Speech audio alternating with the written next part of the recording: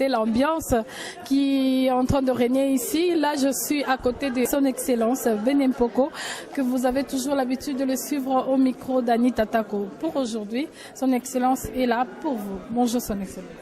Bonjour. Son Excellence, aujourd'hui, nous sommes touchés par votre discours. C'est vrai que c'était vraiment profond par rapport à ce que vous avez dit, ce qui se passe chez nous à l'Est.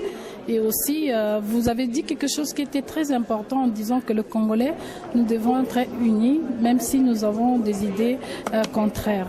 Je m'aimerais aussi par cette occasion adresser un mot à tous les Congolais qui sont en train de vous suivre par rapport à ce qui se passe à l'Est, là où le cœur sont touchés, là où les parents ont perdu quelques membres de famille. Si vous pouvez transmettre un message par rapport à ça. Oui. Nous devons soutenir notre chef d'État et son gouvernement, l'armée congolaise qui se bat pour stabiliser la situation à l'est de notre pays. Nous connaissons l'agresseur, ce n'est plus un secret pour personne. On connaît l'agresseur. Il faut maintenant multiplier l'action diplomatique parce que l'armée seule ne suffit pas. Dans toutes les guerres, il faut toujours une action diplomatique, surtout dans le cas de l'agression dont nous sommes victimes aujourd'hui. Donc j'aimerais que le peuple congolais qui se trouve ici en Afrique du Sud se réunisse pour pouvoir mobiliser les amis pour faire des pressions à l'agresseur de quitter la République démocratique du Congo. Nous sommes en train d'établir un programme au sein du gouvernement pour que l'année prochaine, nous puissions atteindre une croissance économique de 2 chiffres. Le président de la République a déclaré devant la nation que d'ici 2030, le Congo doit devenir un pays émergent. Mais ça veut dire qu'au préalable, nous devons pacifier notre pays à 100%. Les 95% du pays sont en paix, mais il reste les 5% à l'Est. Donc il est temps que le Congolais se mobilise. Je me réjouis du fait qu'hier, ici à Pretoria, au stade, à un terrain de football, les Congolais ont organisé les matchs de football. Ils ont partagé un peu à manger et à boire. Même ceux qui s'est déclaré des combattants, tout ça était là.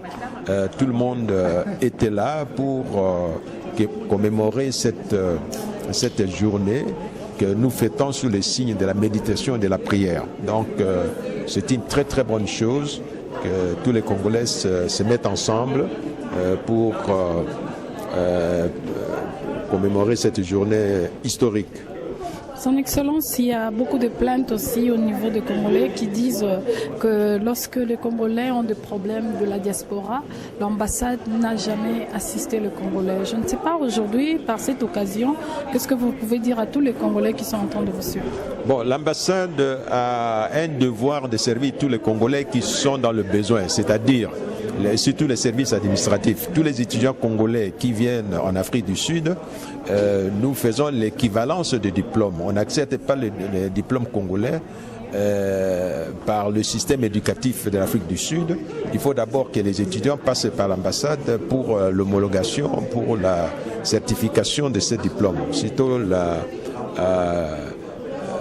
parce qu'il y a beaucoup de fraudes. Ça, c'est un. Deuxièmement, les Congolais qui ont besoin de papiers, les passeports, les attestations, les actes de chancellerie, les Congolais qui se marient, qui ont besoin de certificats de mariage, nous les rendons des services sans distinction.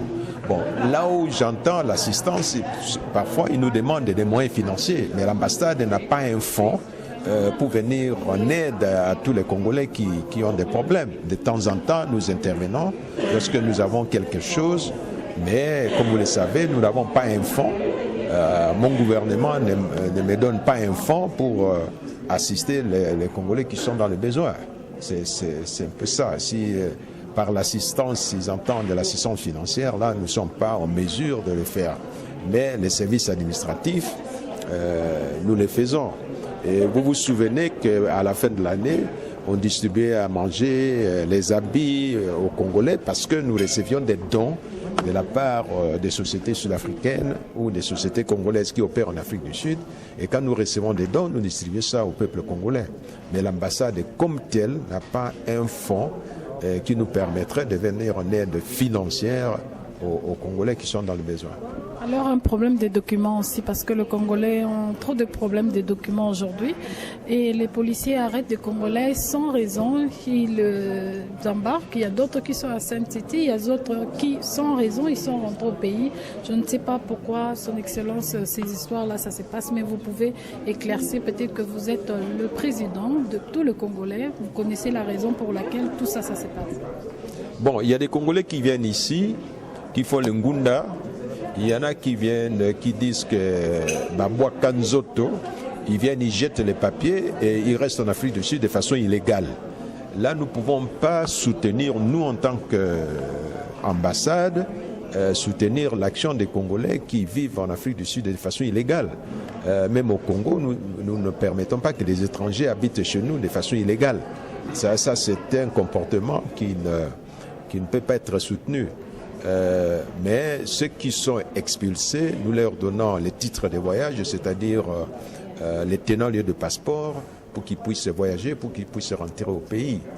Mais il y a beaucoup de Congolais qui sont sans papier et ils subissent la loi sud-africaine. Là, vraiment, on n'y peut rien.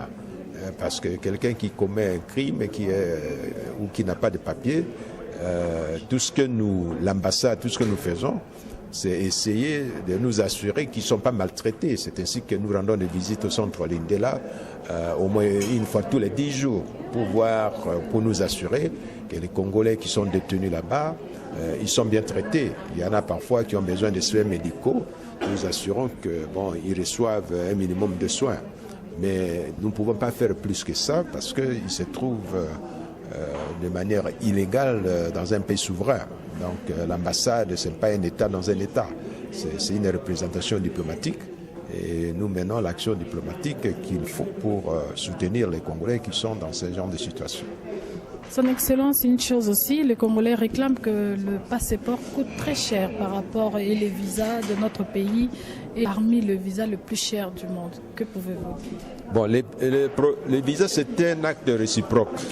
Parce que c'est ça que le Congolais paie à Kinshasa pour venir en Afrique du Sud. Donc c'est le même prix que nous utilisons, que nous appliquons aux Sud-Africains qui se rendent chez nous. Ça peut se négocier sur le plan bilatéral, c'est-à-dire des deux côtés, on peut essayer de réduire les frais de ces visas-là. Mais pour le moment, c'est un acte réciproque. Bon, un Congolais qui veut rentrer chez lui n'a pas besoin de visa. Bon, s'il est sud-africain, mais il est sud-africain sur le plan administratif, il est sud-africain, donc il est traité comme tout autre sud-africain sur le plan des visas. On ne peut pas dire parce que il s'est naturalisé sud-africain, ancien Congolais, qu'il a un privilège quelconque. En ce moment-là, la loi est claire. Il est traité comme sud-africain. Le passeport? Non, mais s'il est sud-africain, il n'a pas besoin de passeport. Non, le passeport coûte très cher. Les gens réclament que ça coûte 2300 le passeport, tandis qu'au pays, on peut le trouver à $120, à 150. Bon, ce sont les prix que nous appliquons à l'extérieur du pays parce que il y a d'autres frais. Parce que, vous savez, les passeports sont imprimés à Kinshasa. Si nous vendons un passeport à un Congolais, nous devons faire un voyage jusqu'à Kinshasa pour aller récupérer ces passeports-là. Il y a les frais de voyage, les frais de séjour. Les passeports, on ne les imprime pas en Afrique du Sud. Donc ces frais-là, nous les facturons à celui qui demande le passeport. Sinon, ça devient difficile de gérer ce système-là. Merci, Son Excellence. Et une dernière question. Nous avons vu un Congolais qui fait la fierté que vous avez présentée avec honneur devant tous vos invités. Qui demande aujourd'hui, il veut aller au pays? Quelle est votre participation, votre soutien par rapport à ça? On a demandé à Korongo de lui donner un billet gratuit. Je crois qu'il aura ce billet-là pour aller présenter sa ceinture parce que c'est un champion du monde. Des poids, de quelle catégorie encore? Mi-lourd. Il fait l'honneur et la fierté de notre pays. Et nous avons demandé à Korongo de lui offrir un billet gratuit et je crois qu'ils ont accepté. Donc il va faire ce voyage-là. Merci beaucoup, Son Excellence. Merci.